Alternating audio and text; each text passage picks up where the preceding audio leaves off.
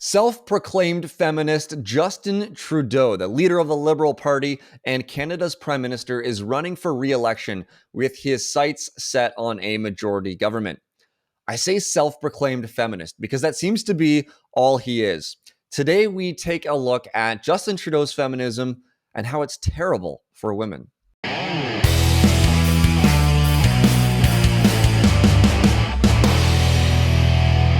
Hello, everyone, and welcome back to the Pro-Life Guys podcast. We have a special episode for you today, sort of like an election special episode. You know, we had talked about this one for a while, but now with the election coming up, we really want to highlight some of the terrible sort of attributes and you know, things that Justin Trudeau, our leader, has done. We want to respect him as our leader, but certainly recognize the many failures that we see there. So my name is Peter. I'm the host of the show, and with me again is Cameron Cote, the wonderful co-host, who, when he introduces himself, is going to show us that t-shirt he has on. Look at that.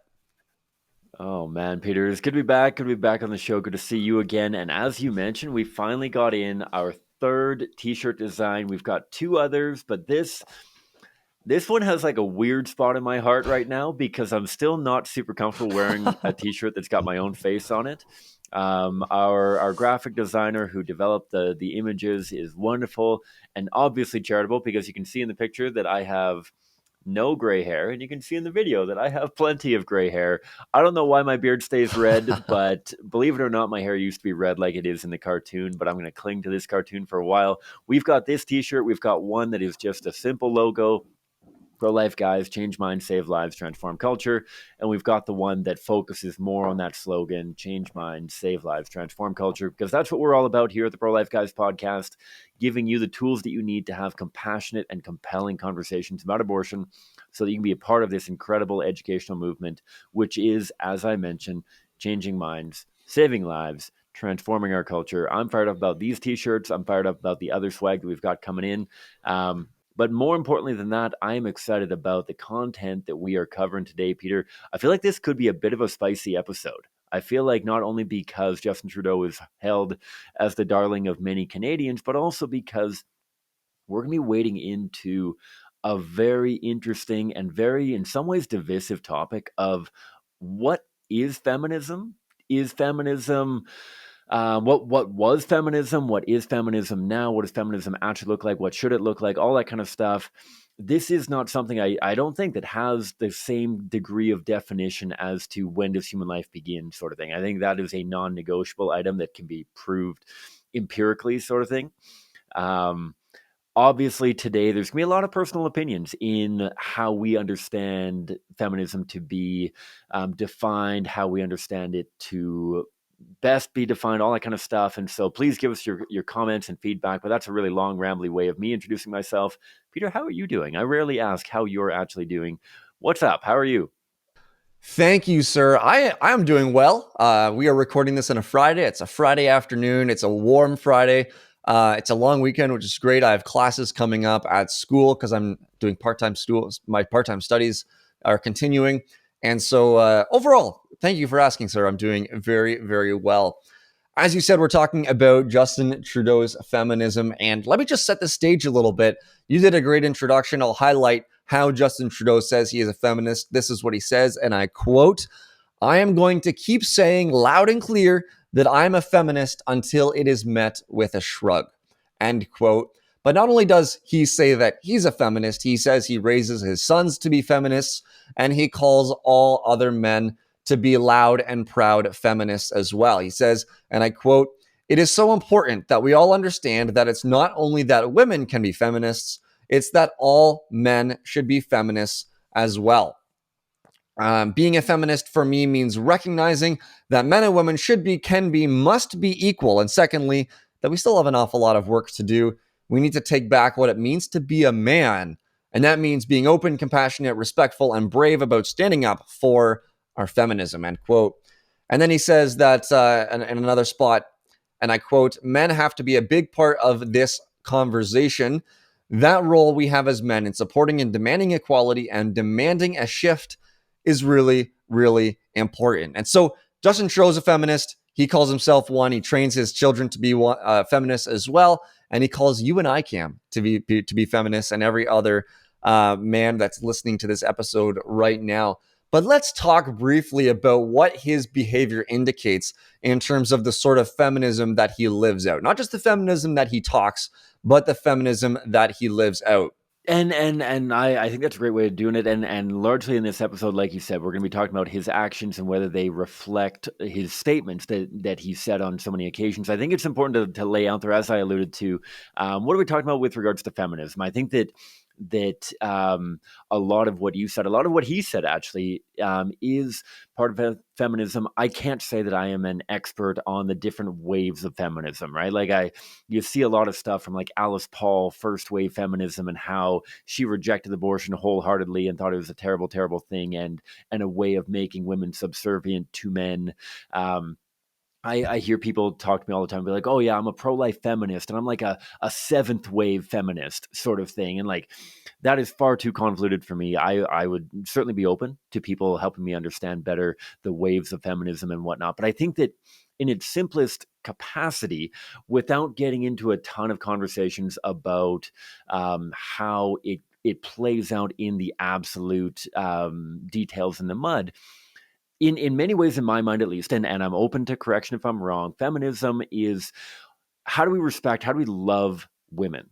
How do we love women made in God's image and likeness? How do we love what some would characterize the fairer sex? How do we love our neighbor and our neighbors specifically who are women?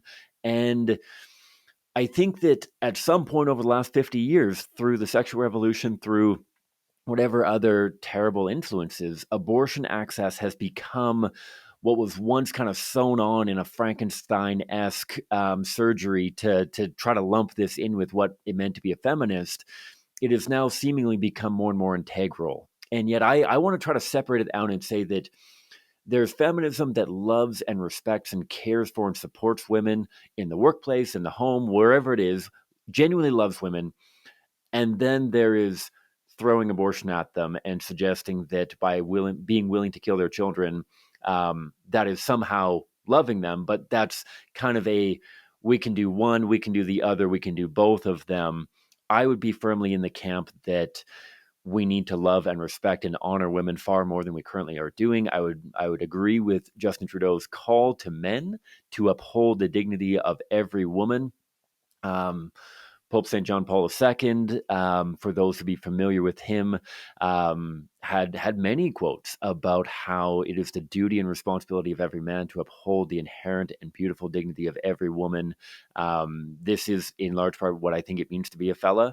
And yet, as we're going to go through and as we're going to talk about some of these decisions and actions that Justin Trudeau has made throughout not only his time as Prime Minister of Canada, but also long before that, it kind of looks like he's willing to compromise on the actually loving and respecting and caring for women, and figures that he can cover up for that by throwing more and more abortions their way and saying, if I give you all of this abortion access, can I actually respect you far less and treat you disdainfully and very crudely at times? That's what I think is kind of on the go. So, yeah, I just wanted to throw that out there. But Peter, let's dive into some of the stuff that has happened, and this might be a walk through memory lane for some people, but let's dive into it. Yeah, sounds good. So I'm going to start things off in 2015 when he became the prime minister for the first time. He described himself as that feminist and then unveiled Canada's first gender balanced cabinet. And one of the things I remember, Cam, about this gender balanced cabinet is that his justification for it was, and I quote, because it's 2015, end quote. And when we think about that 6 years later, it just sounds so foreign and 40 years ago and so like old fashioned. How this was a justification that people accepted back then, I didn't understand back then, but it certainly sounds super ridiculous at this moment. But he had this gender sort of inclusive cabinet, which meant that 50% of his cabinet were men, 50% of his cabinet were women, and so in that way was showing that he respected the women who he had in his cabinet. But then there's this case, Cam, that sort of shows that yes, the women can be in his cabinet, but no, they can't have their own opinions that are different than the opinions that he has. And that's in the case of Jody Wilson-Raybould, the former Attorney General of Canada.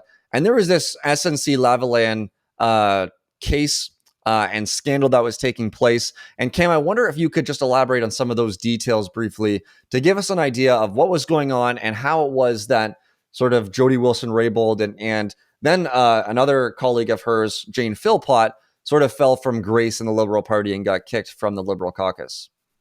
Yeah, absolutely. And a clarification for those who are not familiar with Canada's kind of legislative assemblies and whatnot. The Attorney General is not actually a cabinet position. However, Jody Wilson-Raybould was the Attorney General, somebody who is something of a liaison between the monarchy of England, Canada being a constitutional monarchy, a very influential person in Canada. And she was basically bullied nonstop for weeks and months on end to try to cover up this scandal that Justin Trudeau had been a part of. He and his staff took months trying to convince her that taking the company to trial would cost Canadian jobs and all this kind of stuff. It's not worth it. She was subject to a ton of veiled threats through her account that made her believe that she was going to get pushed out of government entirely and fallen from grace and slandered and dragged through the mud if she didn't support Justin Trudeau. Not a very caring and compassionate thing, in my humble opinion. Unfortunately, something that often goes along with politics, but certainly not a very affirming thing, especially not if men are called to go above and beyond in our care and compassion and respect towards women. Definitely not in there. And then in August, this independent federal ethics commission released a report of an investigation that said that Prime Minister Justin Trudeau had violated Conflict of Interest Act through this pressuring, through all of the stuff that he had been doing. The commissioner, Mario Dion, said the Prime Minister directly and through his senior officials used various means to exert influence over Miss Wilson-Raybould. The result was that she and, as you mentioned, Jane Philpott, who also voiced her concerns, were kicked out of the Liberal Party caucus and not allowed to have any say in what was going on. And the conclusion was that they were not could be part of this gender balanced caucus, which, I mean, if a caucus is gender balanced, if it's 100% women, if it's 100% men, if it's done by the most capable people, then that's great. But if you're kicked out because you disagree with the prime minister, then that's obviously problematic. And certainly does not show well, I don't think, Peter, when it comes to his commitment to respect and care and compassion towards women, just in general, or to his fellow human beings. I think that this conduct would have been despicable if it had been directed to a fella as much as it would have been and is being directed towards these two ladies who were very, very committed to upholding justice and making sure that this scandal was not swept under the rug. You could be part of his gender balanced caucus so long as you didn't disagree with him too fervently. And so that's just one of the first things that came about once he became the prime minister. But obviously the allegations and his conduct towards women, Peter, was not something that he had a sterling record of necessarily before he became prime minister either, was it? No, that's right. Yeah. And in 2018, there were some groping allegations that came out. The groping allegations came out that had taken place about 18 years prior or so. And so that became sort of this scandal and a newsworthy item as well for a short time. The Daily Mail had published a column detailing allegations that he had groped a female reporter at a music festival in British Columbia about 18 years ago, they said, 18 years before 2018.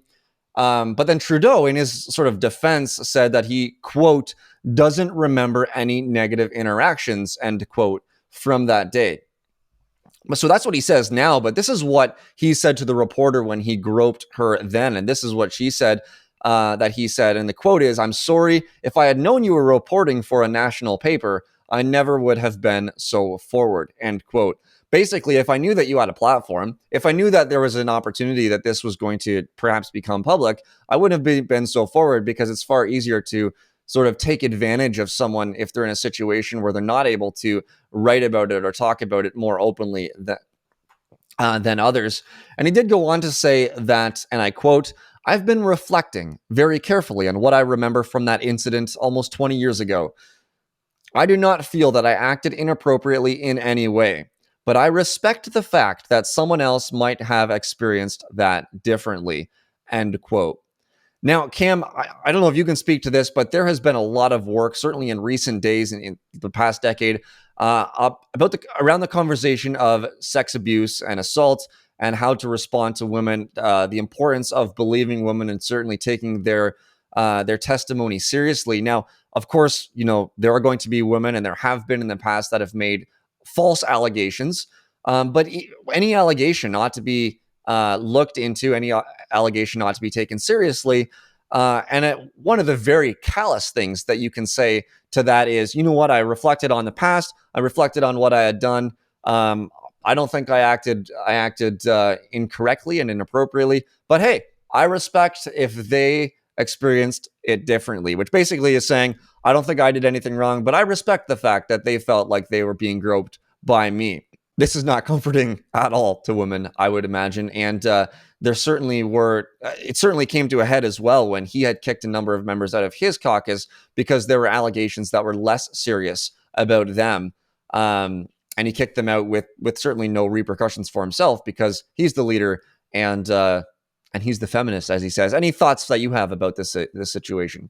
Yeah, I think that again, this isn't simply a matter of trying to mudsling at Justin Trudeau. Certainly, I am very much hoping that he does not continue as our Prime Minister of Canada. This isn't simply trying to tarnish his character, though. I think that this, again, needs to speak into what does it mean to genuinely want to respect and honor women. And this is not doing that.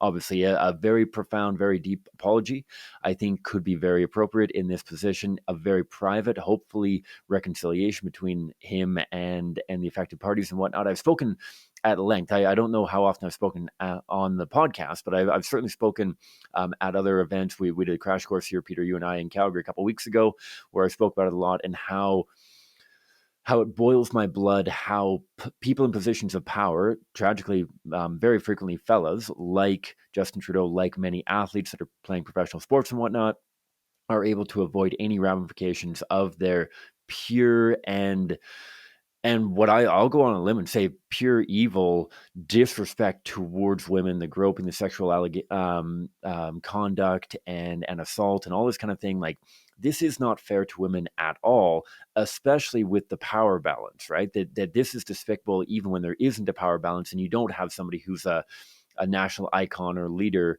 and a reporter who doesn't have anywhere near the platform or profile or strings that can be pulled to push this under the rug. It's absolutely despicable to see it happen in all cases, and yet it just frustrates me all the more when it happens with such a severe power imbalance. We see it with, to throw a couple names out there, I'm sure people have seen it in the news, Deshaun Watson and countless others, that this is inappropriate, and this isn't just mudslinging, but this is building the case of what does it mean to truly love women. We're going to go through another couple cases that are showing that how Justin Trudeau is trying to love women is not actually loving women. A few other cases where he's been very disrespectful, and then we'll go into how he's in some ways try to cover that up through his abortion access. And so let us be clear, this isn't just a matter of mudslinging at him, but rather how do we actually love women, and how can politicians actually love women? Do they actually love them in their conduct around them and how they treat them, or do they love them by just giving them more abortion access? And so I know that's a bit of an aside again, Peter, but I think that's valuable for the listeners to recognize that what does it mean to love women, especially within politics. But let's move on to the next one. I think. Do you want to introduce the scandal and happenstance around Rachel Harder and her removal as the chair of what I believe was the Women's Committee or something of that nature? We've got it in the notes. Tell us about that. Yeah, the status of women committee. Yeah, that's a good point. So the Conservatives had nominated Rachel Harder, who's a fantastic politician, to be the chair of the status of women committee. But Liberal MPs, the Justin Trudeau's MPs, they walked out of a committee in 2017 in opposition to that pick. And Justin Trudeau and his team worked extremely hard with the NDP to make sure that Rachel Harder did not become the chair of that committee, opting instead for her pro-abortion colleague, Karen Vecchio. Now, why did they do this if they support women is the question, right? Especially, we're not just talking about any sort of committee. We're talking about the Status of Women Committee. We're talking about fighting against a woman to be a chair of the Status of Women Committee. Seems like a particularly hypocritical and unfeminist thing to do. But But the reason it's become clear is it's because of her opposition or her position on abortion, really. And not only her position on abortion, there are two main sort of things that came up. Yes, it's her position on abortion, but there are also some points that were referenced in articles and analysis that we read that the Liberal Party and Justin Trudeau were not very big fans of. One is Molly and Cassie's Law. Cam, could you highlight briefly what Molly and Cassie's Law is and just show that, in a sense, it's not actually about abortion. It's about, parents who want to keep their children who are unborn and then have those children killed by other people. Yeah, so this was. Yeah, so Molly and Cassie's Law was a piece of pro-life legislation brought forward by Member of Parliament Kathy Wagenthal, who we've actually had featured on this show before on her most recent legislation that she brought forward. And what this law did was basically seek to make killing a pregnant mother have two criminal offenses, not only killing the mother, but also killing her child, to dignify and recognize the humanity of that child. And this came up several years ago. It was championed by our colleagues over at the Association for Reform Political Action, ARPA Canada. And this was just one piece of pro-life legislation that she thought was important to recognize to, especially with regards to the status of women in Canada, that recognize women and their children, whether that child is male or female, recognize that motherhood is an inherent and a beautiful and incredible part of being a woman. And she took that one step further with other pro-life conviction components in the Status of Women Committee when she championed the conversation around gender selective abortions as well, Peter. This idea that we should be asking questions as to whether gender selective abortion, something that happen in Canada, as we've talked about on this program before, whether that is appropriate, whether that is fitting to happen in Canada, or whether a committee specifically designed for championing the status of women in this country should be allowed or not. And so these very relevant, very important areas of her pro-life worldview and how they impact actually loving and caring women at all stages of life, at all stages of development, even from the very moment of when our life begins existing at fertilization, were deemed inconvenient, impractical,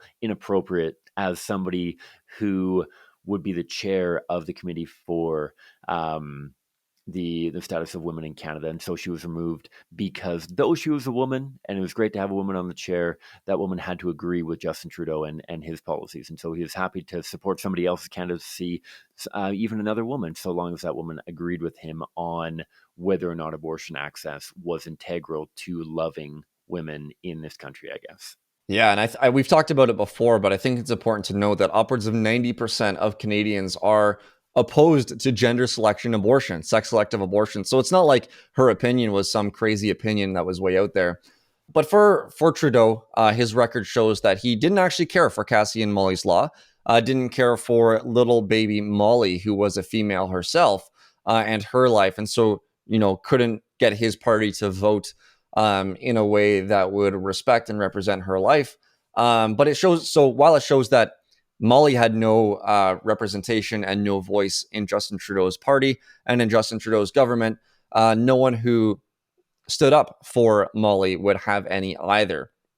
And so really it shows that Trudeau is pro-women, but like you said, and like was highlighted, only if those women aren't Molly, who was killed against her parents' wishes, and only if those women aren't someone like Rachel Harder, who thinks that protecting girls like Molly in the womb and other girls and guys in the womb as well is good and right. And so that really segues nicely into the topic of abortion because, of course, Justin Trudeau's feminism supports abortion.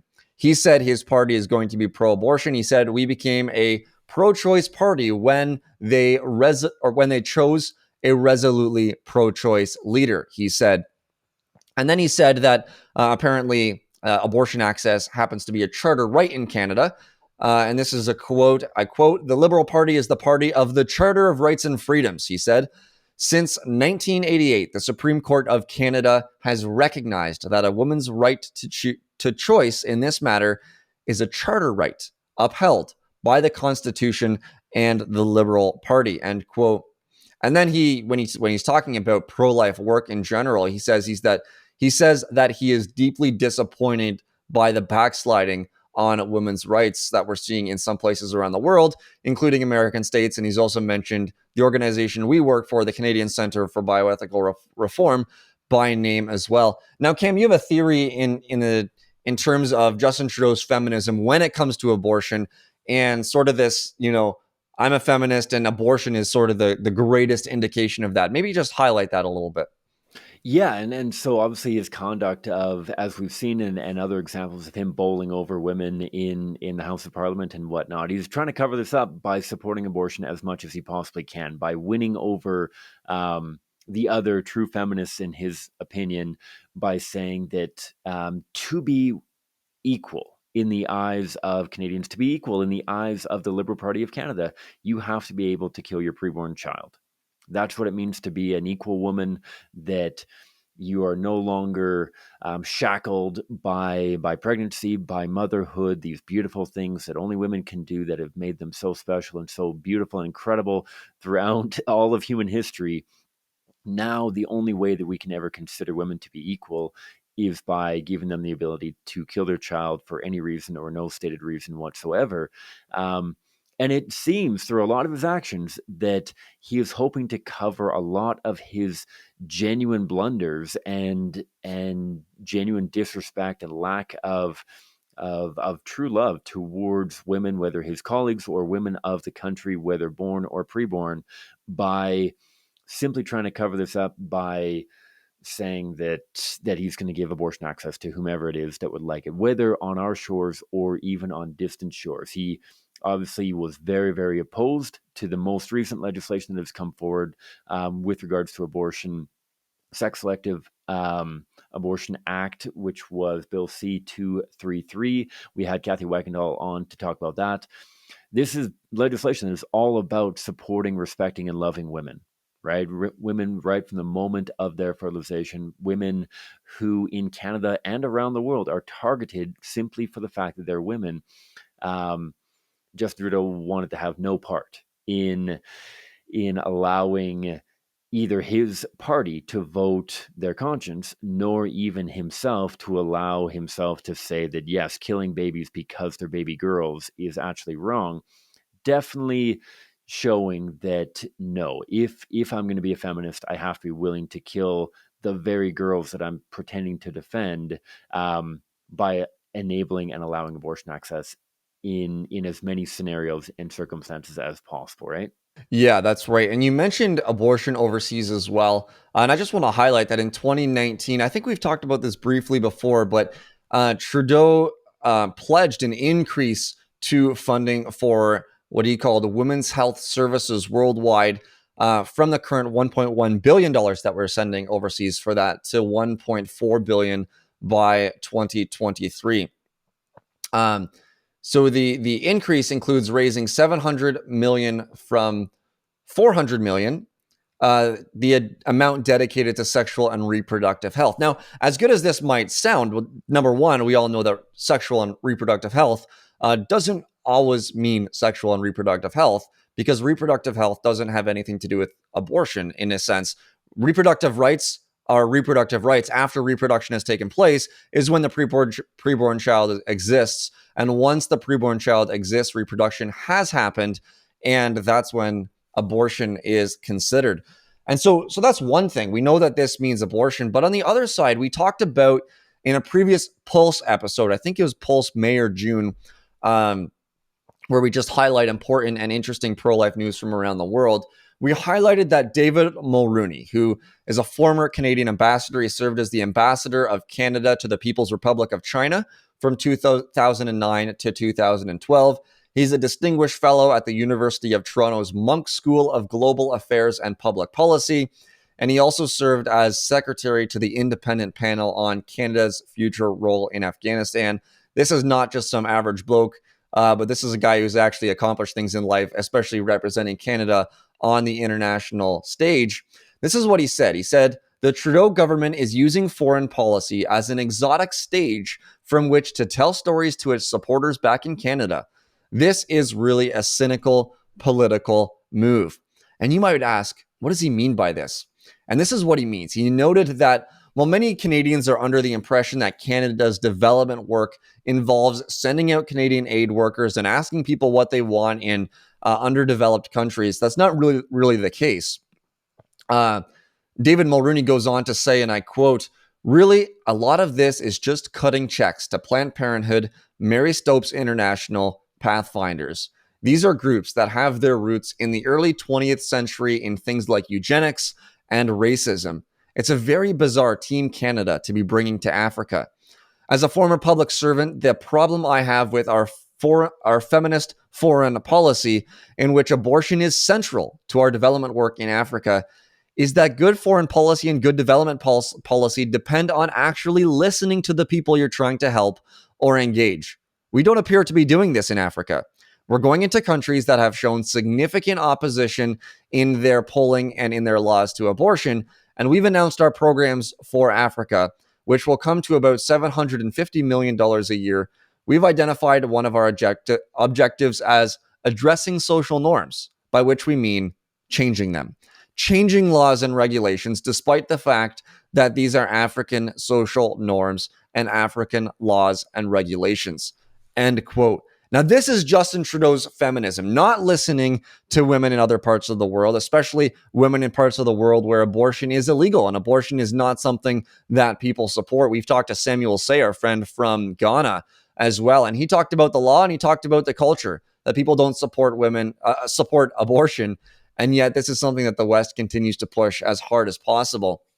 And that's what Trudeau is doing, forcing his terrible solution of abortion onto an African country and other countries like this. And Mulroney calls this neo-colonialism. He said, "It's precisely what we promised not to do in the wake of the residential school discussions and the self-education we appear to have done in the wake of the residential schools." But he said, we're doing precisely the same thing in Africa. We're displaying this sort of neo-colonialism in Africa, but he says on a much broader scale. And this is the mentality that we have. We know best. We're not interested in listening, and we're going to change your society until it's more like ours. And he says there's a high degree of hypocrisy in all of this. Cam, what do you make of sort of this discussion that David Mulrooney had? Yeah, so I think he hits the nail on the head, and right at the end there, you nail it, that this hypocrisy of neocolonialism and basically overriding the desires of the place that we're going into. I mean, we talk all the time. Obviously, Peter, you and I have been accused by many of the trolls that have patrolled our Facebook page and Instagram page and all that kind of stuff of mansplaining, and mansplaining being a thing that is a legitimate thing. I will admit, and I apologize if I have or continue to kind of overstep the appropriate bounds of conversation and whatnot. But how is this? Cam, What's that? Cam, some people say that this entire podcast is us mansplaining. So depends on your definition there. But yeah, I agree that there's certainly an opportunity for that. Depends on your definition, but it's hard to have a definition that doesn't include going into a foreign country and saying, "Oh, this is what the women of your country want." No, sorry, this is what the women of your country need. Whether we're mansplainers or not, I will leave to the jury of public discourse and opinion. If you accuse us of being mansplaining, I do not know how you could not accuse Justin Trudeau and his Liberal government in this neo-colonialist act of trying to correct the social norms of these other countries and not listening to what they want or what they say they need, but rather saying, no, this is actually what you need to thrive as a society. You need to start killing more of your children. Seems absolutely bonkers, but we'll leave that in the wake as well. I think the moral of this discussion, as I've mentioned throughout, is how do we actually care for women? How do we actually care for women in our day-to-day lives? And how do politicians actually care for women? It's not by throwing abortion at them. It's not by inviting them and encouraging them and allowing them to kill their children at greater extent and greater volume and with greater convenience, but rather by genuinely supporting them, by genuinely addressing the challenges that they are encountering, by truly loving and caring for them.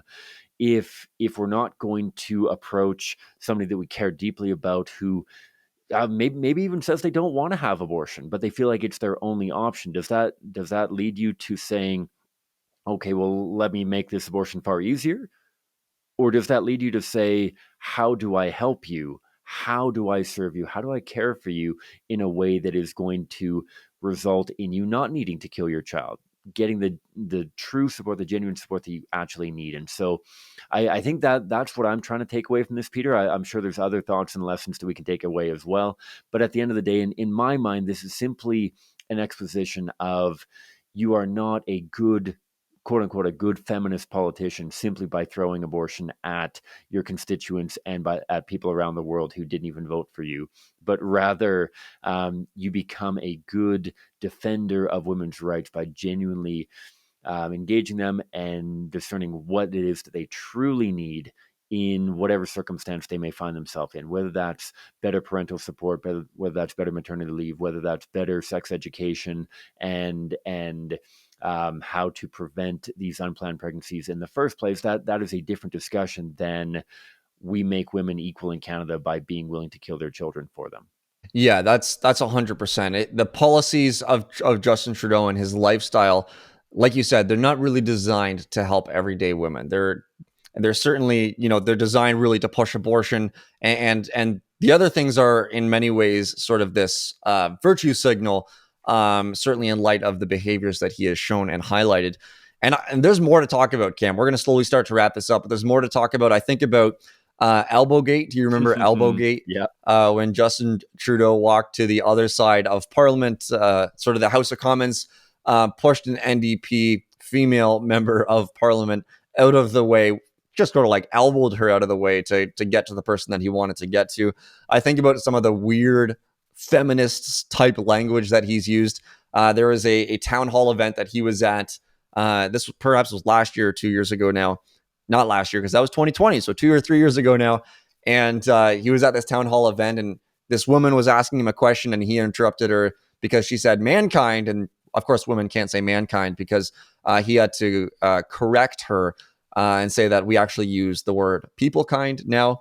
The other day, he was talking about how women can recover from sort of the COVID pandemic restrictions that he and other politicians have sort of put in place, and he talked about turning the she session into a she covery.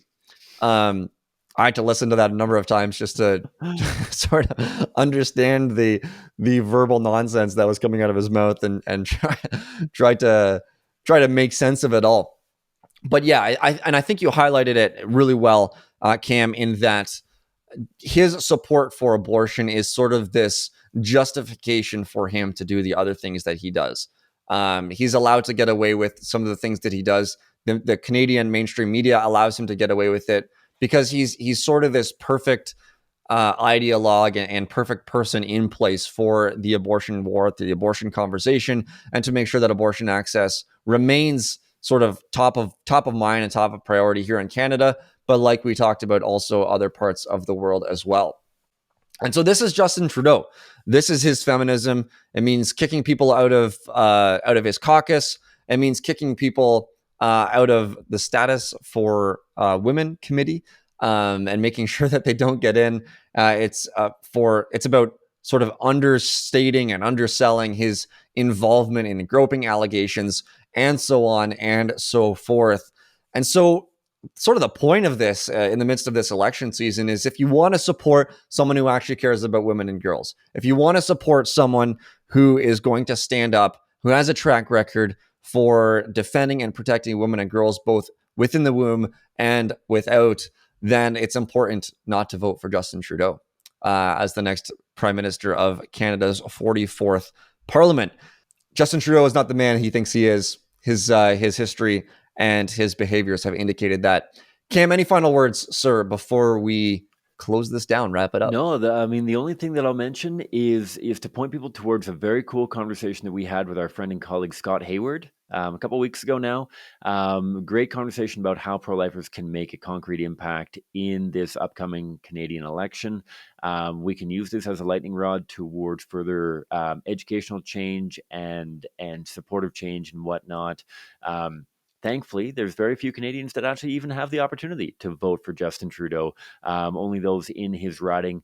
It was a great conversation with Scott about how to leverage and how to optimize the impact of your pro-life worldview in this upcoming election. So we'll include a link to that in the show notes, but definitely check that out. A very, very good conversation on how we can make things happen in this upcoming election. So that's the only one for me, though. Perfect. I'd like to highlight for people that if they want to get involved in the work that the Pro Life Guys podcast is doing, not just having conversations, which we love sitting down in front of our microphones, Cam, and chatting with one another, and just sharing some of the things that we've learned to some of the others. But if you want to get involved in making sure that good pro-life apologetics makes it out to the world with good quality sound, good quality video, and so on and so forth, and if you want the opportunity to get a shirt like the one that Cameron Cote is wearing, then go check out our Patreon page, patreon.com/prolifeguys. Become a patron of the Pro Life Guys podcast and be, just partner with us in doing the work that we're doing, trying to change our culture from a culture of death to one that defends and respects all life. You can do that, patreon.com/prolifeguys. You can also connect to us on our website, prolifeguys.com, or on our social media platforms. We're hoping we get Instagram back. We still don't have our Instagram. Anyway, at time of recording, we don't have our Instagram account. So you might be listening to this thinking, yeah, your Instagram's up. What are you talking about? But at time of recording, it's not up. We're hoping it comes back up. We're kind of frustrated that it's not up at this point and that we were kicked out because of community standards or whatever we did to sort of lose love from Instagram. But check us out on Facebook and on Twitter and wherever else you do your content. Find us on YouTube if you're listening to this, or on your favorite podcast catcher, iTunes, Apple Podcasts, Spotify, if you're watching this as well. So make sure to subscribe, make sure to stay tuned with everything we're doing. And we thank you so much for tuning in, and we hope you tune in again next time.